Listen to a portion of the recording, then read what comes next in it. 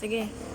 Hello mga kasem, maayong adlaw kanang tanan. So karon, nala ko i-share unta sa inyo ang mga usa ka senaryo o mga pangitabo no, labi na sa mga drivers no, mga car owners no. Di na tumalikayan na nagidday no masinaping nga gitawag nato engine overheating.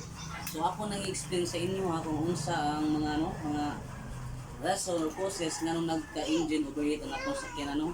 So i-discuss na ko na sa inyo ha ang mga some causes lang no, kanang mga maintain dun siya madaot no sa ato ang sakyanan. So para may bawaan yung tanan, please watch my video. Thank you. Okay. So mga kasi ang number one gyud na problema is ang low coolant level no. So time to time jud ato siyang gina-check ang reservoir sa atong coolant kung naba siya tubig or naba siya coolant no. So ang coolant is magdepende ni sa kung ano manufacturer kung unsa klase nga coolant inyong gamiton sa inyong unit no. Naara na sa repairs manual. So ay kaduha mga kasi mga yung worn out fan motor, defective fan motor no. So ang fan motor jud niya is maguba gyud na siya no.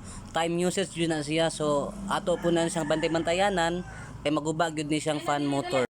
Then ay katulo, clog thermostat no. Once ni stuck up imong thermostat, once naka-close siya, so ang agi sa tubig paingon sa engine is limited na siya. So marangan siya no. So basta ma-stuck up gini bantay-bantayanan po siya kay magadugay mo stack up ni mo gahi ni. So mao po ni maka-cause overheating. So bantay-bantay lang kita no. So ang ikaupat man kasi mang clog radiator no. So once nga hugaw na itong radiator, ang giana sa tubig pud ana is mabarahan.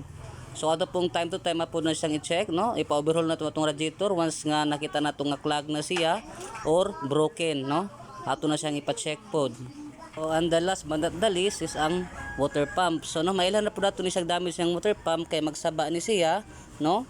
Nya di po ni siya ka-function kung ato ang belt is loose belt siya. So kinahanglan po ni na po nato ma-check po ang iyang belt, ang tension sa belt kung okay ra no para makatrabaho maayo ang iyang water pump para dili ta mo overheat.